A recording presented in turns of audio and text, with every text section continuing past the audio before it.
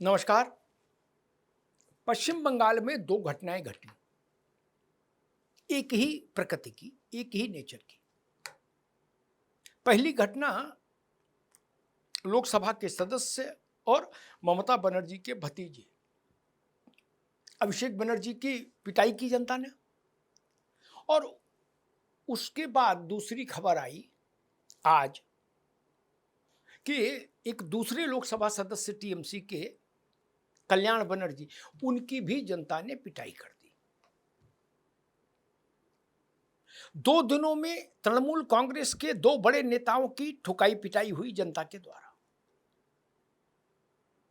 स्वाभाविक है, तृणमूल कांग्रेस कह रही है और कहना भी चाहिए कि भाजपा का षड्यंत्र है, भाजपा जान लेना चाहती है हमारे नेताओं की। अभिषेक बनर्जी ने कहा कि मुझे जान से मारने की साजिश की गई। ममता जी ने भी वही दोहराया और कहा अस्पताल ने भी ज़्यादा टाइम अभिषेक को इसीलिए नहीं रखा क्योंकि भाजपा वालों का दबाव था कि अभिषेक को अस्पताल में नहीं रखो। तो तृणमूल कांग्रेस इसको राजनीतिक मुद्दा बनाना चाहती है। ममता बनर्जी सोमवार से सड़क पर उतरेंगी इसी विषय को लेकर। हालांकि अब ममता जी के सड़क पर उतरने में कितनी धार बची है, कितनी नहीं बची, ये बहस का विषय है, लेकिन वो कह रही हैं कि हम ऐसा करेंगे। एक प्रश्न खड़ा होता है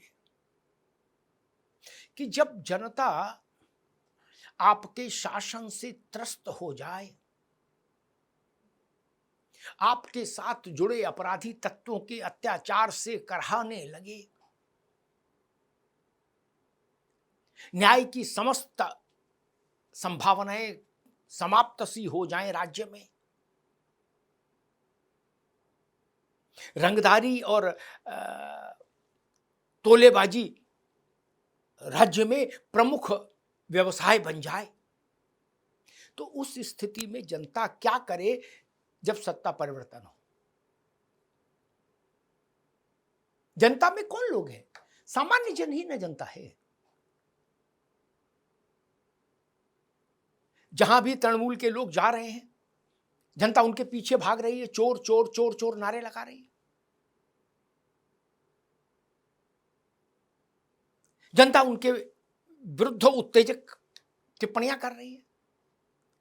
इनको देखने का एक नजरिया ये भी ममता जी को डेवलप करना चाहिए कि सोचिए, देखिए, समझिए और स्वीकार करिए कि आपकी सरकार के कृत्य से बंगाल की जनता कितना त्रस्त थी, कितना भयभीत थी। भय मुक्ति हुई, सरकार बदली, जनता आपके पीछे नारे लगाती हुई भाग रही है।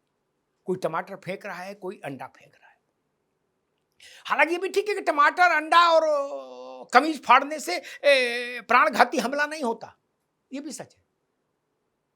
कंकड़ फेंकने से, टमाटर फेंकने से, अंडा फेंकने से, गोभी का फूल फेंकने से, गेंदा का फूल फेंकने से, कुर्ता फाड़ देने से, कमीज के बटन तोड़ देने से प्राणघातक हमले नहीं होते। इनको इतना भी अतिरंजित नहीं किया जाना चाहिए।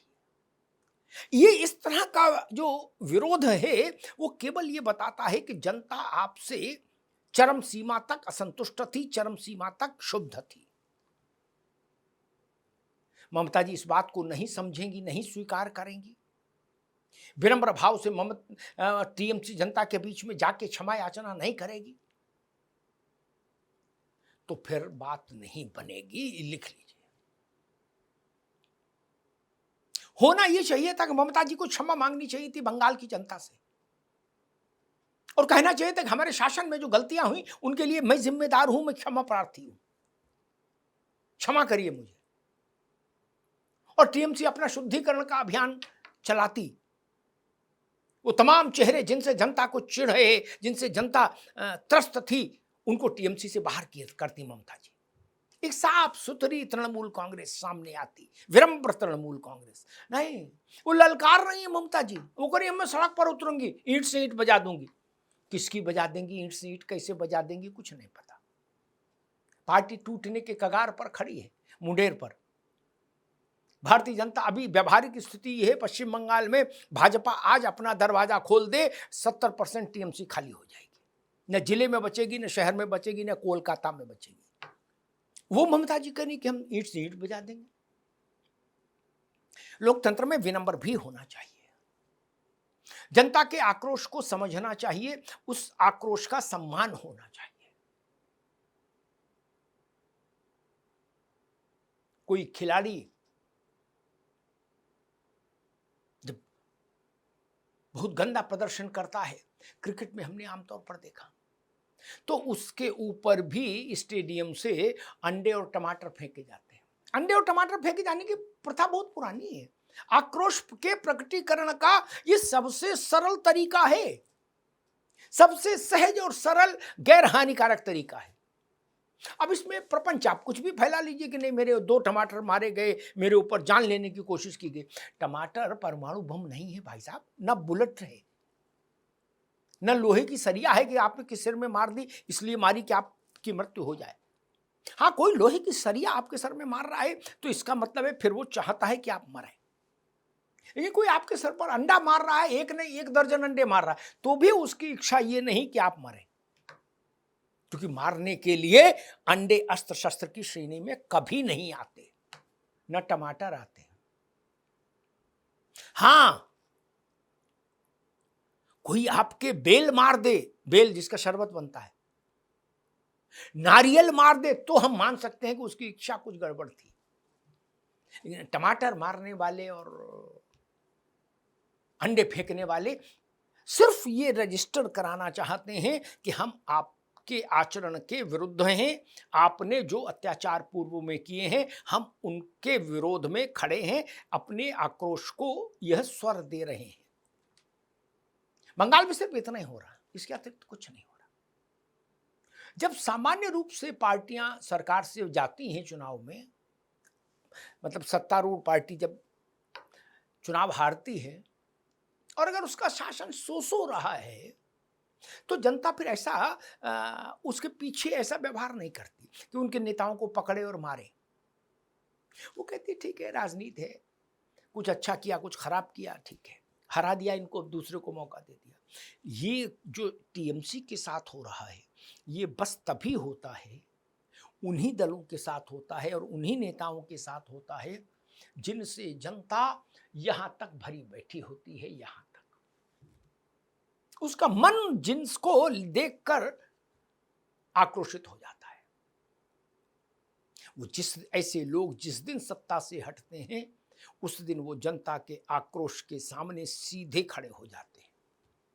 जनता उनको फिर खींचकर प्रताड़ित करना चाहती है, सबक सिखाना चाहती है, दंडित करना चाहती है। ये जनता के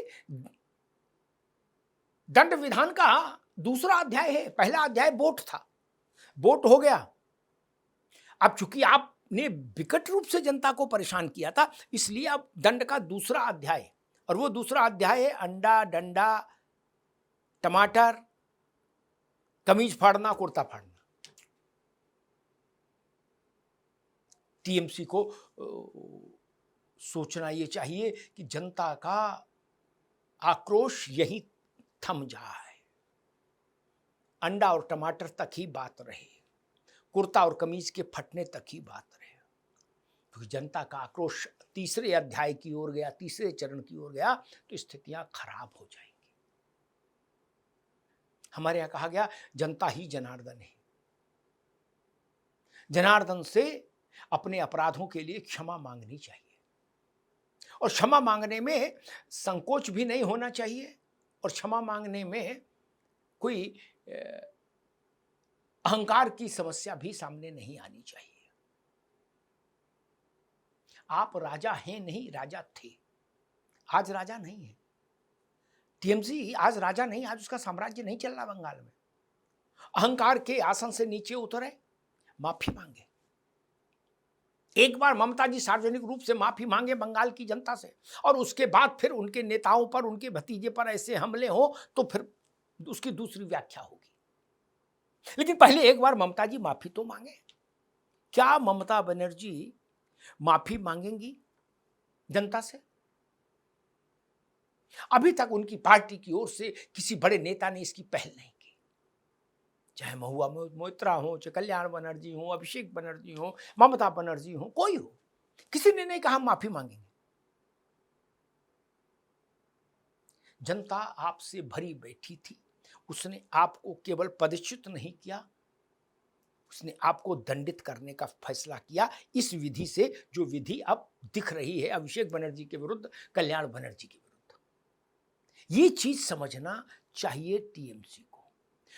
राजनीतिक प्रहसनों से, राजनीतिक सस्ते राजनीतिक आरोप प्रत्यारोपों से अब टीएमसी का भला नहीं हो सकता।